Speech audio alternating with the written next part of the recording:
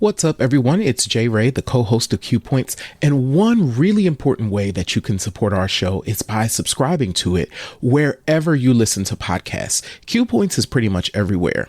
One of those places where you can subscribe, and we highly encourage it, is on Apple Podcasts. If you visit qpnt.net/Apple Podcasts. You could subscribe to the show and listen to all of the episodes. And please leave us 5 stars because you know you love Q Points, and leave us a review. We really want to hear from you, and it helps to spread the word about the show. It's that simple. Thanks so much for tuning into Q Points, and thank you so much for supporting us. Have a great one.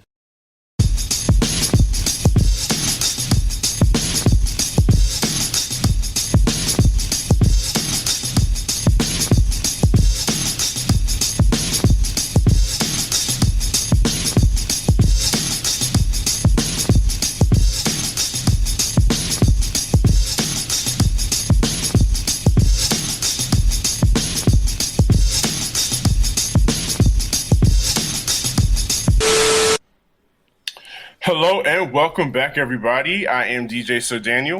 And I am J Ray, also known by my government as Johnnie Ray Kornegay III. Amen. And I hope you've been burning some sage and making your intentions clear and taking just a little more time before you speak, because Mercury is in full Reebok right now. Yes, I said Reebok, but guess what? We're back with another episode of Q Points, a visual podcast and a safe space for meaningful discussions about Black music and the artists that we love. Woo, J-Ray, I'm so excited for this week's show because there's a lot going on. Baby, we have so much to talk about. a lot to talk about. Small Eyes. Small Eyes is here. What's happening, brother? Thank you for joining us for the show. Yes. So much has happened in the week since we were here. And I mean, first of all, let's do this. Mm-hmm. You know, today is September 30th. It is Happy International Podcast Day. So I want to say Happy International Podcast Day to us at Q Points. And I also want to share 11 years ago, this came up and it's so weird, it's today. 11 years ago, Drama Dupree and I started Better Days Radio, which was legendary. The precursor to everything. I will state it that we started this ish. Yes, yes. We started this joint, and I'm just happy to be able to still be able to do this, and to have a dope partner like J Ray, and just to have the ability to speak about Black music and Black artistry. It's a blessing. Yes. No, I agree. I am so blessed to have you, DJ Sir Daniel, and all of y'all for that check-in with us all the time. And International Podcast Day. Go and support your favorite podcast. Follow their mailing list. Follow them on Facebook. Subscribe to them. It really does help, y'all. I promise. And we got Small Eyes in the chat.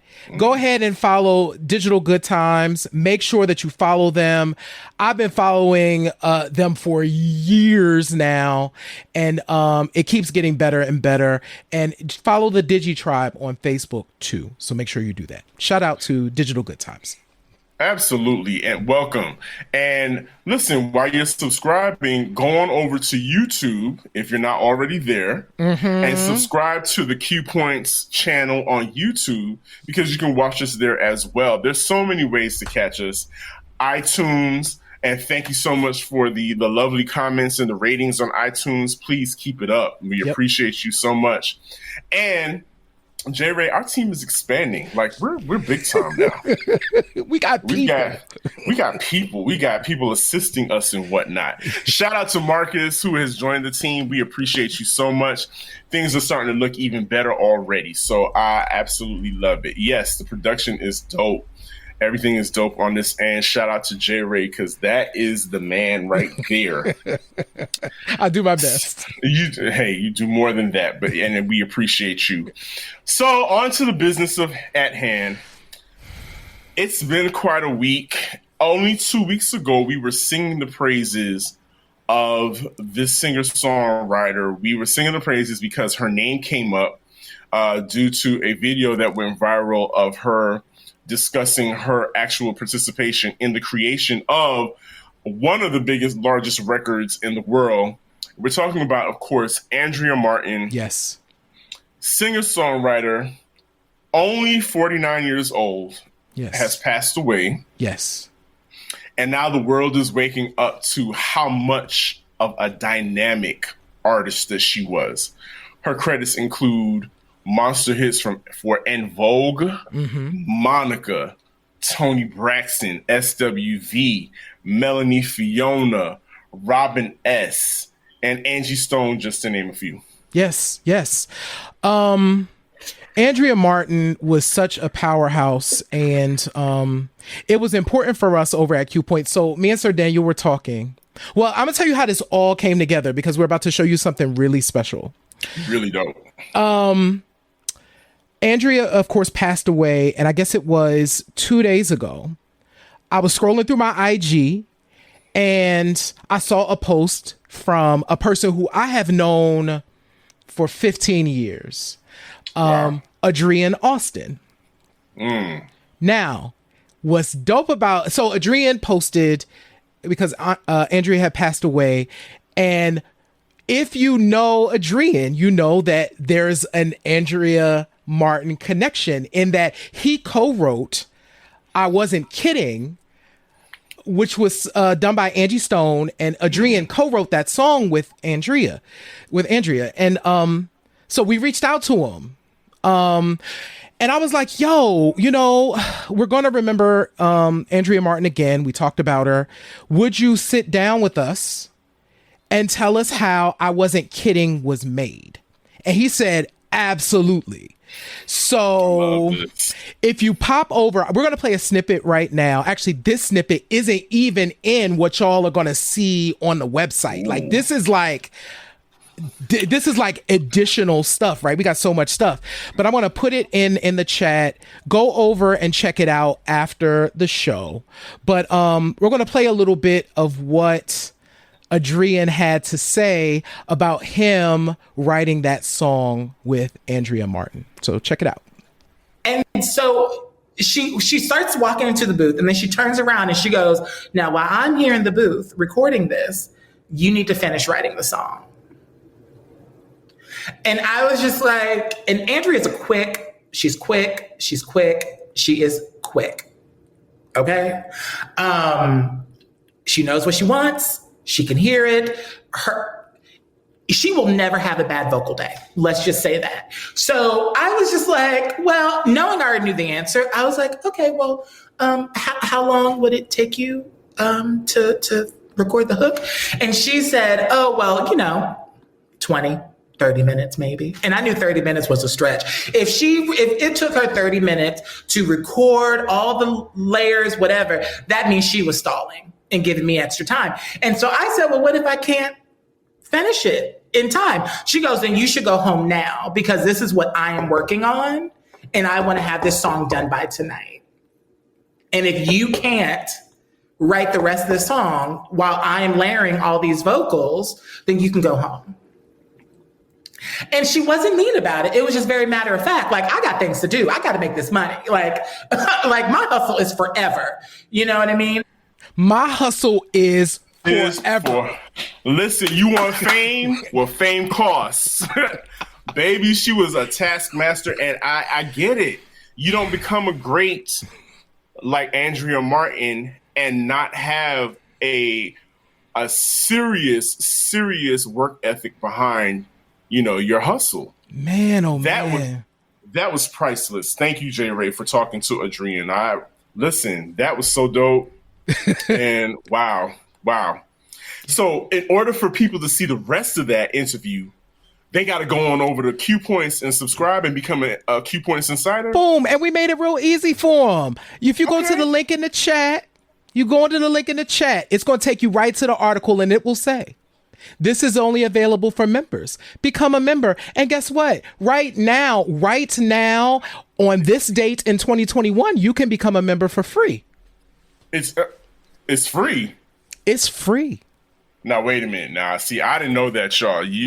Okay? Listen, I'm going to allow this for the time being. For the time being. For the time being, we're going to let y'all get in on the free.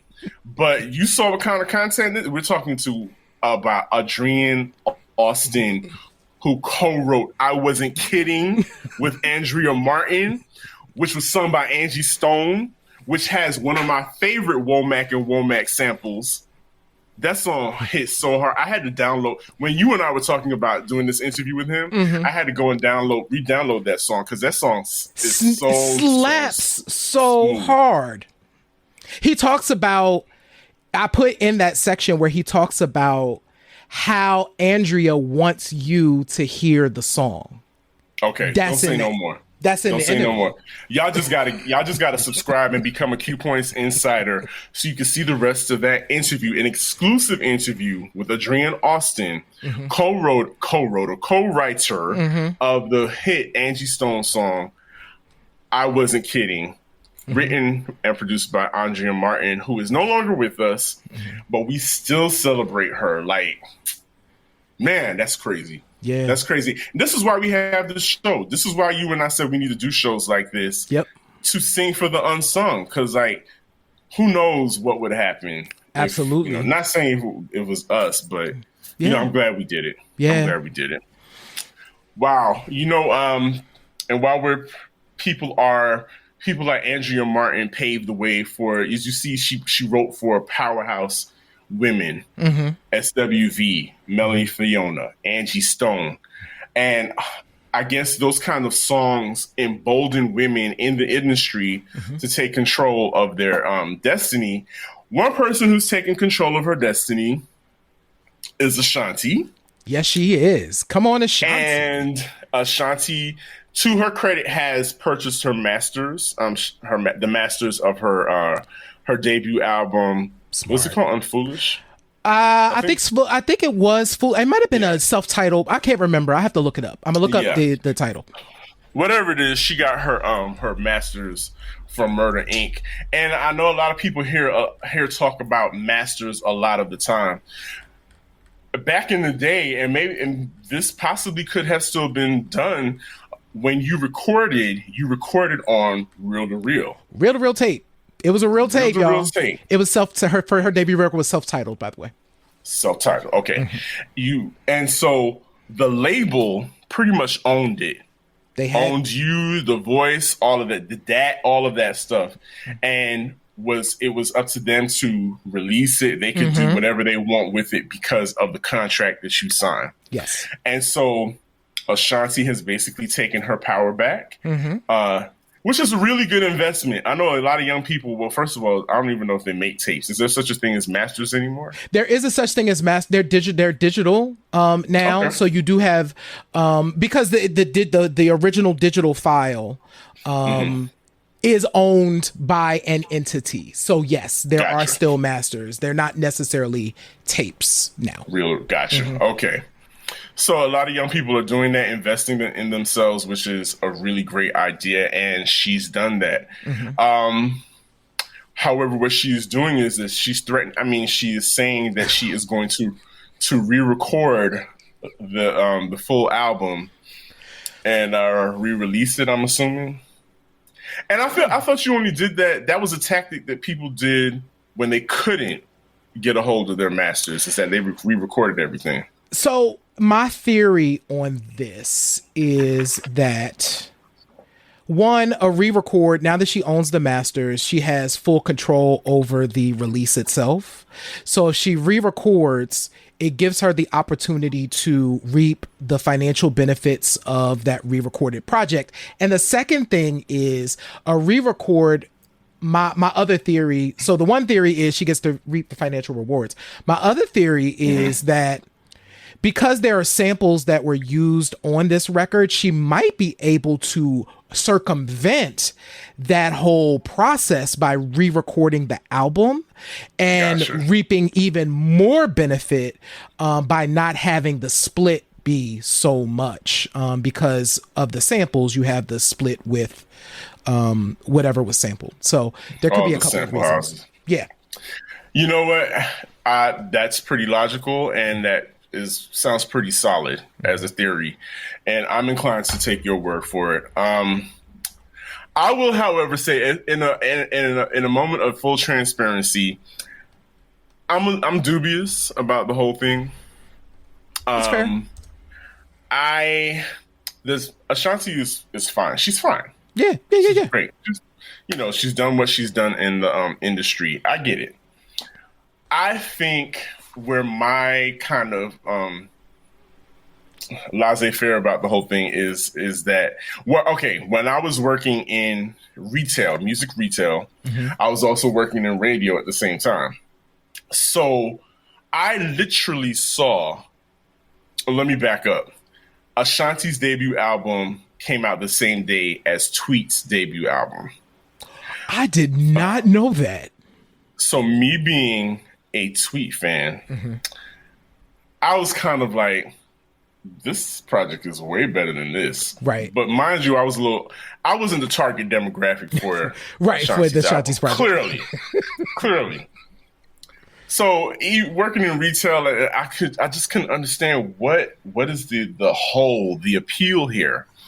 And there has been, rumors over the years of certain actions to help push the project, the Ashanti project, a lot harder, have it in more faces, have particular spots available specifically for that project and projects under that label. More than others. So on the inside, I was like, seeing that from the inside was kind of like, this isn't right. It just doesn't, the real talent isn't being honored here. I'm not saying that there's no talent on that side, right? But it's really popping over here, in my opinion. But that's my opinion. I'm gonna use my I statement. I really felt like Tweet's project just had more substance. It spoke to me more than the self-titled Ashanti album. Yeah, what's crazy? The reason why I was surprised about that release. So I was working in the music section of Borders part-time during the release of the Ashanti record. And y'all, if you were working in retail, if you're watching this and you were working in music retail during that time, drop it in the chat. Because baby, there was posters, there was them life-size Ashanti things coming. Yes. It was crazy. Like, these white people who was coming into Borders didn't have they was like, well, who is Ashanti? Because apparently we need to know her.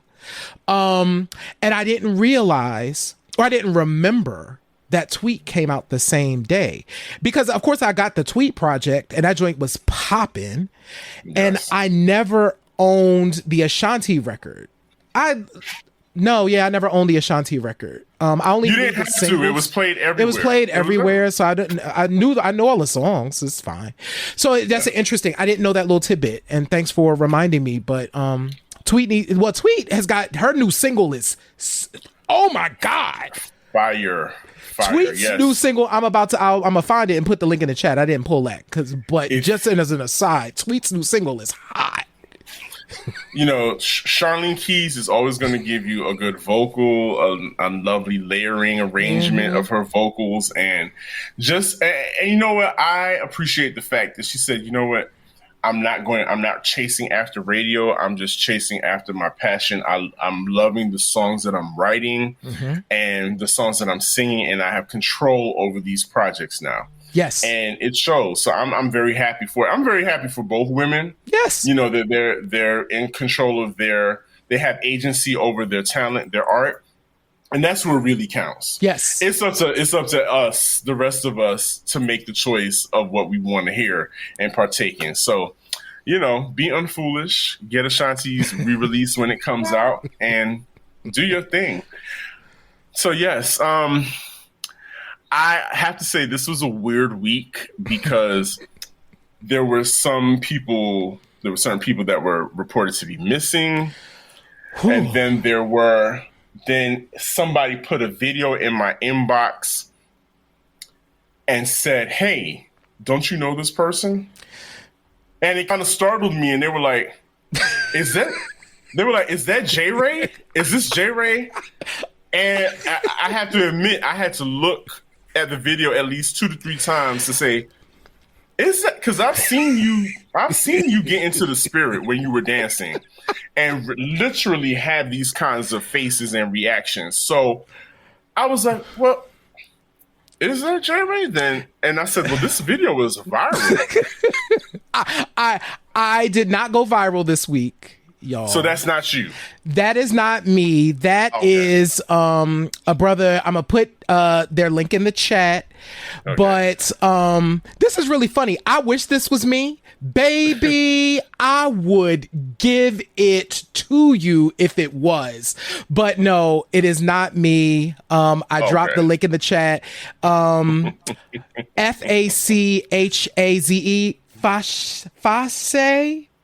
Fachaze. I'm not sure how to say his name, and that's not shade. I just want to make sure I get it right. But link is in the chat. Shout out, because sometimes you just gotta get into it, But that ain't me. I didn't go viral. That's not okay. So that is not J. Ray. It's definitely not J. Ray. If you thought it was, it's not him. I really appreciate the fact that he was dancing to Luther Vandross. Yes, we couldn't play that because Facebook would have said get off. Facebook already kicked us off before we got on. It would have kicked us off again. Like I said, Mercury is in full retro ones right now, and it's really giving it to you when it comes to technology. But we're here and we're still persevering. But that was just a light in a really dreary week. It was a high point. There was another high point within this week within music. To some people, it was a high point. To some people, they felt it was an attack on Black manhood. But R. Kelly was finally found guilty on those charges, and from what I saw, he could be facing up to 100 years. You know what? It can't be enough years. So that's, and you know what? Here's the thing, y'all. I don't even get with the criminal justice system and prisons and all of that stuff. That is not a J. Ray thing. Like, I don't believe in that. But you don't in this ride case, 12 over here. No, I don't. But I'm okay with this. I'm okay with this.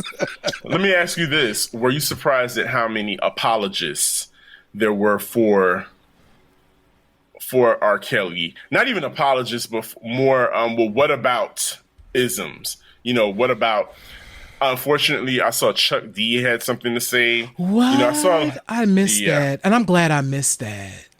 I saw there were a lot of people that we admire growing up that had a lot of, well, what about him being abused as a child? What about? And yes, that's a real thing. That's a real thing. That's real. That is a very Stuff real can thing. be two things. Victims can become predators all the time. Absolutely. That is a very real thing. Two things can be true at the same time. Absolutely. But I think it is what it is. But we have to really think about this mechanism in the community where those people are, because of their talent, are protected. And you know what else I found really weird? Mm-hmm. I also find the women who tend to blame other women in these circumstances get really loud and vocal. Mm-hmm. Like, there were women outside of the courthouse protesting and singing in R. Kelly's honor. I just thought I thought it was weird. I think so much is strange these days. I truly, okay, so I get. No, I don't understand this, and I don't think I ever will. Honestly, I was about to say but I don't understand how we get to the point of not being able to take a step back and say there are some things that are just wrong, and that some things that there's a lot of gray in the world, but there's also right and wrong too. I feel like this is squarely outside of the gray and on the wrong side. And we have to deal with that as a reality. Yes, there could be other circumstances that factor in, but it doesn't change the predatory behavior of R. Kelly. And I and we're going to talk about the article that I wrote in a minute, because it was one of the things I wrote about was I mentioned James Brown in that article. Yes. Right. James Brown, also an abuser of women. Right. And so I write about that. And I had to hold, right, this, do I play James Brown? And I answer, and ultimately I landed on the yes, I still play James Brown. James Brown has passed on. Would I have played James Brown if I was alive at the time when James Brown was making the classic records that James Brown was making? I can't answer that question because I wasn't alive then, but I would be asking myself the question if I knew about the harm that James Brown was causing, right? So I have the choice with R. Kelly. I can make a choice, and I've landed on I just don't play him. Yeah. I don't want any of my money to land anywhere near the bank account of Robert Sylvester Kelly. I'm not interested. Yeah, I just find it, and thank you, Wani, for chiming in. That is mind blowing. I wish I could speak to women, and not wish I could speak. I wish I could ask those women, are those the type of women that automatically, if your daughter got in trouble or your daughter was attacked, the first thing you say, well, what did you do? Ooh. You know, and somebody who's in my professional life works in a trauma-informed environment when it comes to people who are survivors of traumatic experiences like that. That's a very damaging thing to hear, especially from someone who's supposed to care about you and someone who looks like you. And to be perpetrated upon by someone who you feel is supposed to be your protector. Yeah. So it's a lot of different layers to this that are really, I don't know, it's troubling to say the least. But I don't know, some people feel, shout out to Dream Hampton, and her project for speaking, because when I think about that era, and I think about journalism, hip hop, I think about Dream Hampton, and I think about Danielle Smith. Yes. And I just know, I can only imagine the things that they saw and heard and witnessed at that time. My God. Yeah. So listen, this thing has, it's been a long time coming, y'all. Yeah. We can't, the thing that I want us to sit with, so for those who are watching or listening to Q Points, we can't undo that harm that has been done to so many women, and we learned men in this particular case, boys. So girls and boys, we can't undo what has happened to them. And so how do we make the world better for the future, the current and the future generations? And I feel like where we land on this issue as a culture really will drive the future. So that's all I gotta say about R. Kelly. Yeah. Speaking of R. Kelly and one of his, not protege, but he worked with her at one point. Kelly Price was in the news this week. And it was we're talking about bizarre. Weird.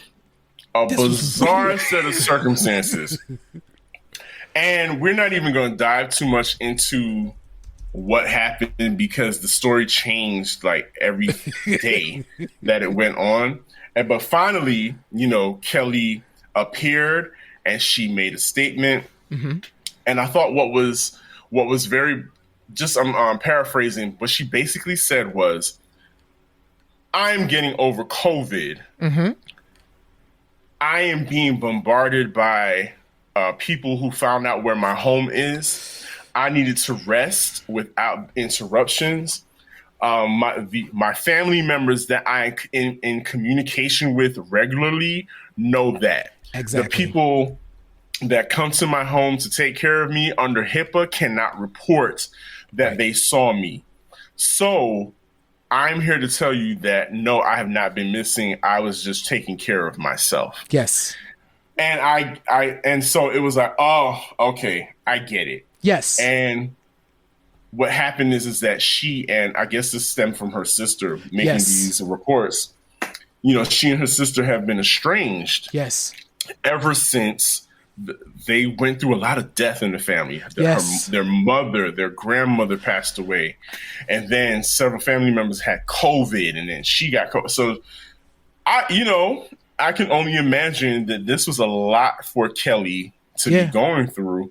And so she needed a minute. And it just reminded me of the circumstances surrounding Betty Davis, who, if you saw our pictures, our flyers for the show this week, it does feature Betty Davis and revisiting her career and the documentary that came out. Yep. There was some similar circumstances. The only thing that was similar between Kelly Price and Betty was that both of them went through very, very traumatic family experiences. Absolutely. Kelly lost her mother, grandmother, and other family members, like back to back. Mm-hmm. Betty Davis lost her father in 1980. Yeah.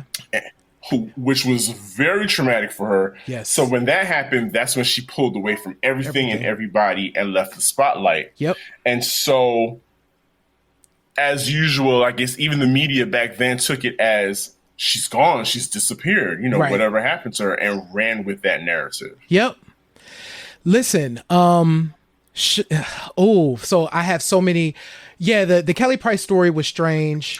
I'm glad that it's unfortunate that Kelly had to take time out of her being away and taking care of herself to reply to this stuff.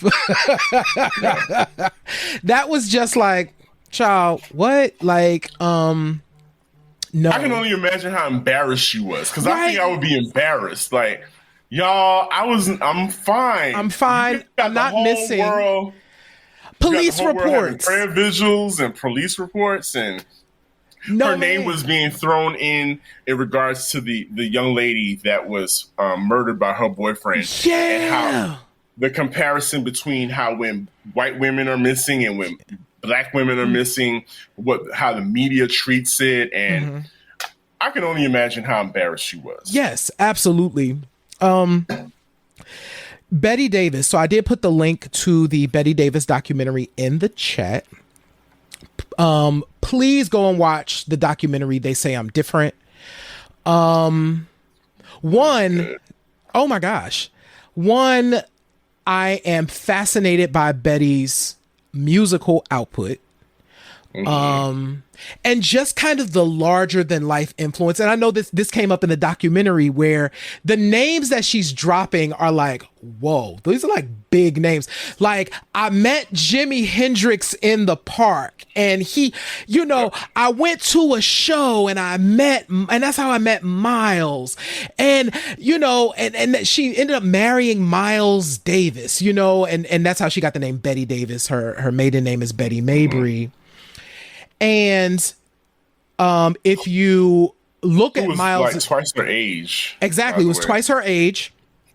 And so Betty, in her in Miles's career, Betty is credited in Miles's transition into kind of like the Bitches Brew era Miles Davis, right? So she's been credited as really truly being an influence, bringing the rock elements to Miles and really influencing that, and then stepping out on her own and creating this incredible funk music.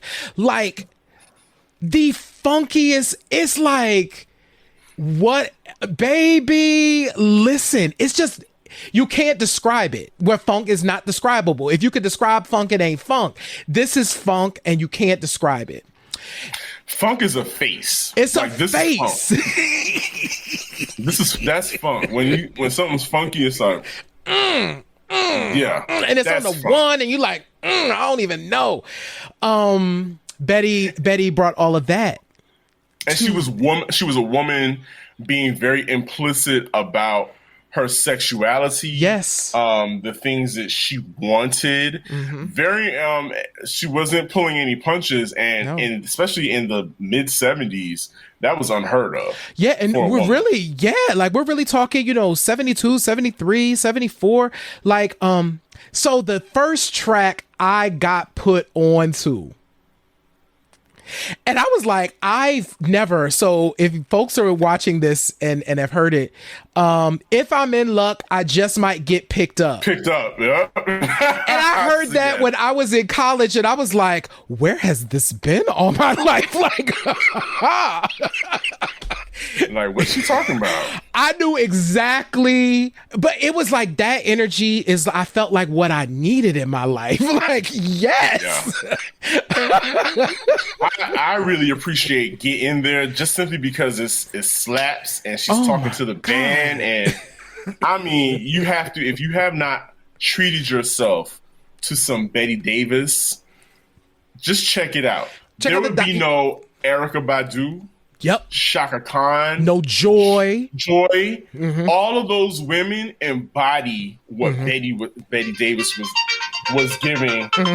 Sorry, y'all. No, it's all good. But what Betty Davis was giving back then. Yeah. And so, yeah, that's the only reason why this came up. It was like there was some similarities. Like, yo, this is kind of weird, the Kelly Price thing and the Betty Davis, and then we just got into this Betty Davis rabbit hole, and it was like, you know what? Let's talk about Betty Davis because they need to recall her and talk about her. Absolutely. And bring her up. Yeah, check out They Say I'm Different. It's available. You can rent it on Vimeo. Get that. Watch that film. It's less than an hour. It's so easy to watch. So easy to watch. Yep. You never see her face. The music. You do not see her face. You never see her face. She did. Okay, one of the funniest parts to me was when her old band members got her on the phone. They're like, Betty, where you at? And she was like, I'm where I'm supposed to be. I'm at home. And when they flat out asked her, said, hey, Betty, let's just do something, get together and play again. All right, y'all. Well, I'm about to leave. Mama has no use. She don't have no use for getting back in the spotlight whatsoever. But I'm glad that she followed her gut, her instincts, and put her voice on wax for us to be able to still play and listen to. Yep. And we get to see the ripple of her works. Yes. Today. Yep. Whew. So, my friend Jay Ray, you alluded to this earlier. You've gone into the spotlight again, and you celebrated the 45th anniversary of Songs in the Key of Life with a new article. Let me do this. Y'all need to read this article. And here's my favorite quote from it. My father passed July 22nd, 2021. I had been grieving for him for at least a year before his death. I know what grief sounds like. I couldn't live inside of Donda. This is a record I only needed to experience once. Ooh. That was powerful to me. Please just tell everybody about, what brought you to writing this particular article and making the comparison here between. So the I knew I needed to write something about Donda because it was such a sad. Even though I don't think that was the intention, I was left feeling very sad and dark.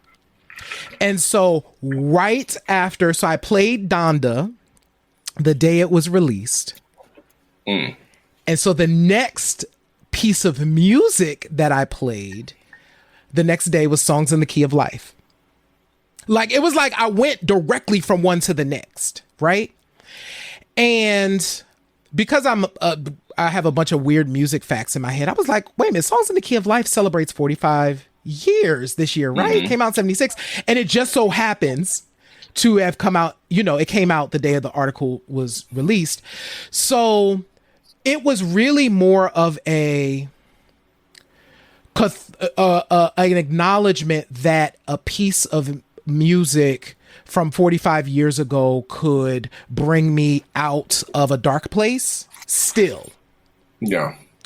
And so I also wanted to acknowledge something. Kanye's legacy the last 5 to 6 years has been it's been a problem.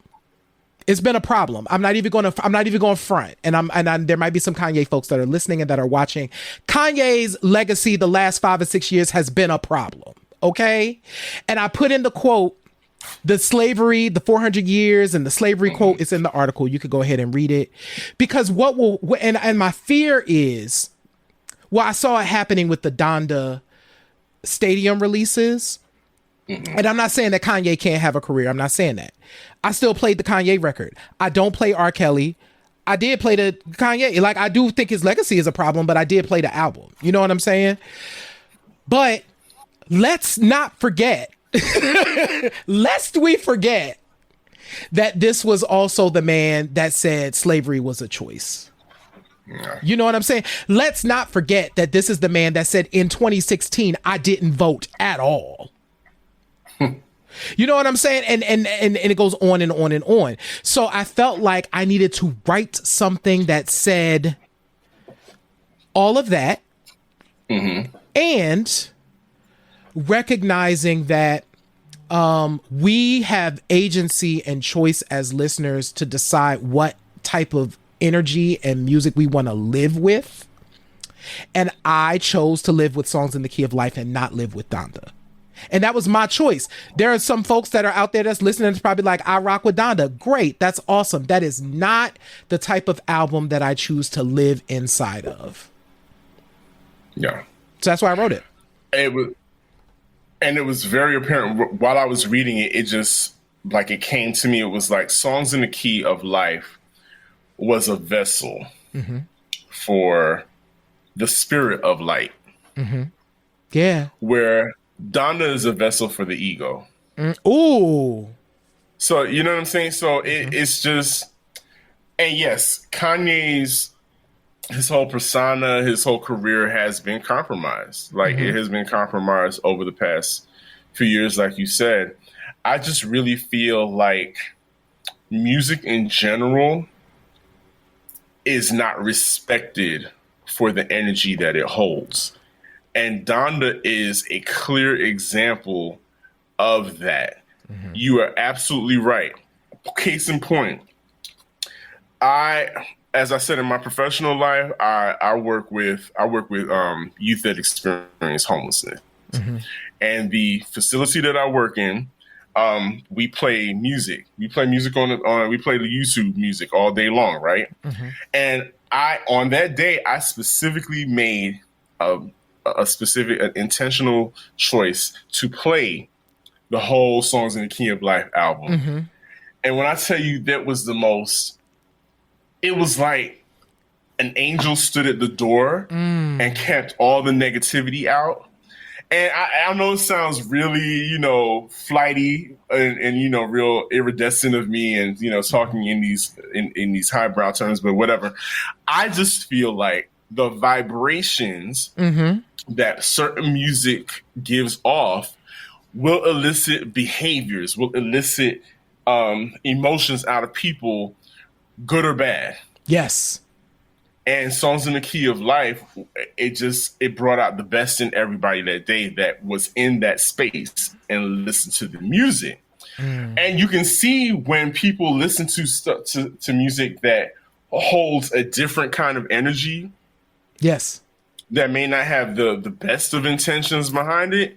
Oh, it does elicit certain behaviors. Yeah. This just came to me. I remember Goody Mob, and they said this before. Goody Mob was performing somewhere, and a fight broke out in the middle of their set.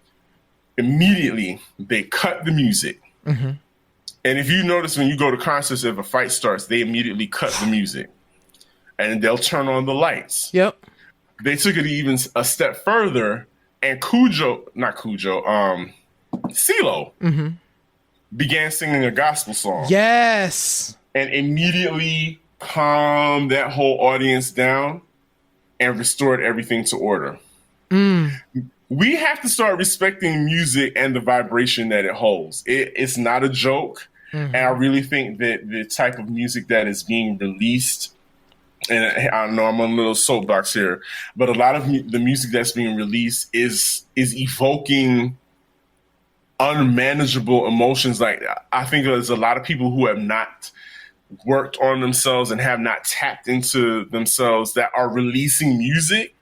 So all that confusion that is stored within them is coming out in their music, and then it's being transferred to us or to the people that listen to it. Does that make sense? No, it makes perfect sense, and I agree. Like, it's the reason why 90s party nights work. Yes. It's the reason why you can go to House in the Park and have 10,000 people there and there's not one fight. Because one, you have people there that are prepared to diffuse it and like, wait a minute, no, that's not the type of energy that's here. You need to sit down and eat some food. Okay, like that's what we're gonna do. Eat some food, drink some green tea, and relax. Okay, and then go get this out on the dance floor. But also, when you go to your 90s party nights, everybody's singing, because it was still a period of time before the whole energy kind of changed. Like, people were still writing from a particular from a place. Like, yes. It's hard to put it. I wish Kipper was in the chat tonight, because it would be like, because he would be able to explain it. But there's like this place that people were writing from that was just different then, and. We to your point, Sir Daniel, we have to respect the vibration and the energy that music carries. And what you hear and what you listen to and what you dance to and what you choose to live in. And look who just popped up. And Kipper is right there. Look at, ain't that crazy how Kipper popped up in the chat? And Kipper, what we were talking about is... there was something about the way music was written prior to where we are today that elicited, Kipper called it magic. Yes. And that's so important, y'all. We have to encourage folks to create from that place. I think we were hopeful. As a society, there was still crap. There was still strife and stress, but there was a hope. There was still some type of hope that was, I guess, that kind of lingered from, the Get Money 80s. And, we're in phase 2 of the Get Money 90s. So it's like, we felt like we were going to come up, but there was an encouraging magic within the music that was being made. People wanted to have fun. Maybe there were still executives that were still from the old guard, watching, ushering in people that were carrying on that vibration into the music industry. And so that's still why that good vibe carried over. But now it's, and I promise you guys, we're not doing this just to be contrary and just to be old heads, talking about music nowadays is crap. But there just is evidence. You can, like J. Ray said, he listened to the album and couldn't listen to it again because it's just too dark. I don't need to be invited into that. So I told you when we originally talked about it, I said I wouldn't be listening to it because I just don't want to entertain that. I don't want to bring that into my space. I just saw the album cover and burned some sage. I was like, I don't want that. And listen, get away from me. There is validity. There is all of the music. It has a place. Like, everything has a place. What it became about for me was I have choice. I have choice into, and I can understand it. I can respect it for what it is. But I couldn't live inside of that record. So I want more happy music, and that's why my earworm of the week is this young man. Listen, I hope that he brings you some joy just by listening to this clip. Go ahead, let's run the clip.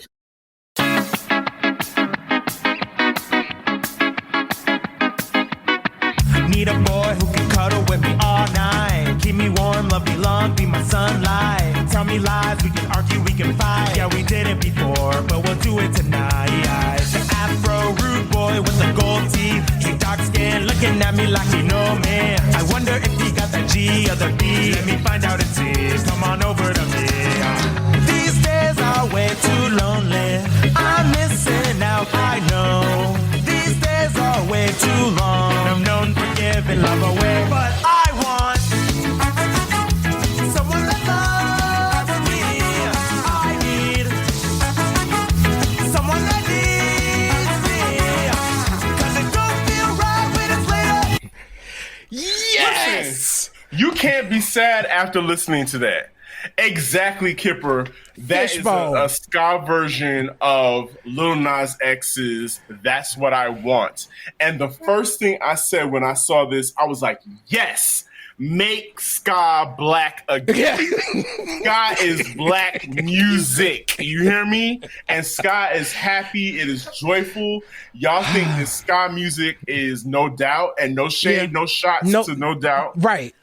None at all to No Doubt. I love No Doubt. Love No Doubt. But ska is black, and I want us to reclaim it and start playing it and doing stuff like that.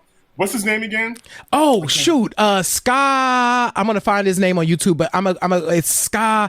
I'm going to find it, and I'm going to put it in the chat after. Come back. Because I didn't write his name. But he calls it the Ska Tune Network. It's a young man. Ska Tune Network. We have to support him. Find him on YouTube. Subscribe and follow him. I want to hear more of that. It was so much energy, good energy. Yeah, that was my earworm when somebody posted it on Twitter. I immediately clicked on it, went to it, and then I said, J Ray, look at this, listen to this. And I was like smiling, like, oh my God. And this is adorable. It's adorable. And and Kipper mentioned in the chat, it's so Fishbone. Go, if you're not familiar with Fishbone, go and check out Fishbone. So here's a nugget. This is kind of a why did I know that, but not really, because I didn't know I was going to say it. We mentioned joy earlier. If you have the opportunity, and you should take this opportunity the moment you can, to play the Amoeba Cleansing Syndrome, Fishbone is backing Joy on that record. So, because Fishbone was signed to Limp, I think, which was one of Dallas Austin's labels at the time. So they're backing Joy on the Amoeba Cleansing Syndrome, which originally was supposed to come out in like 1997. It eventually didn't come out until like 2010 when she released it. But it's amazing. So shout out to Fishbone. Go find Fishbone, but definitely follow. I put the link in the chat for the Ska Tune Network. Yes. You mentioned Fishbone. Fishbone was in the Bitchin' documentary, the Rick James documentary. Yep. He was in there as well. Listen, that's all black music. It's all black music. We did that. Ska music came from the islands to the UK, and that's where it got co-opted and gentrified and brought to you in the form of like the Police, Culture Club. Yep. I love all of those groups. All great. Yeah, no shade. All great groups. No shade, no shots. I'm using. Thank you, Danielle Smith. I'm using that from now on. Yeah, I love all that stuff, but it is black and it needs to come back home. We need to see more people like Ska Tune Network performing ska music so that the next generation does not forget about it. Yep. So here's the deal, y'all. We already done said you need to become a Q Points Insider. Because that interview with Adrienne Austin talking about I wasn't kidding is there. I'm gonna put the link back in the chat. You can go there. If you go there and you click become a member, it'll make you a Q Points Insider, and you get a chance to watch the whole conversation. Not the whole conversation, because it was a much longer conversation, but you get to see how I wasn't kidding was written. But Please follow us on Instagram at Q Points, on Twitter at Q Show, and of course here on Facebook. And subscribe to our YouTube channel. Since Hit that subscribe when you button. hit that subscribe button, I'm gonna put that back in the chat too. Listen, y'all, we're not playing. We're not playing with y'all. Not play. Oh, you know what? Subscribe on iTunes. What am I doing? QPNT.net/Apple Podcasts. Leave us a review. Shout out to Christopher Gordon Dowd. Kipper just did it in the chat for Fishbone. Go ahead and follow and subscribe to us on Apple Podcasts as well. And leave us a review. We love you. We do. We absolutely love each and every single one of you, y'all. Thank you for continuing to support us. Listen, again, like I said at the top of the hour, burn your sage, burn your Palo Santo, take a beat before you reply to any emails. Don't let nobody back into your life that left. Mercury is in retrograde. It's a real thing. I'm sorry. Yes. It's a real thing. But what I also say, kids, gather around. In this life, you have two choices. You can either pick the needle up or you can let the record play. Remember the choice. And that's what this episode has been about. The choice is yours. Thank you so much for joining us for another episode of Q Points. We will see you next week. Yes. Stay safe, and we love each and every single one of y'all. Peace, y'all.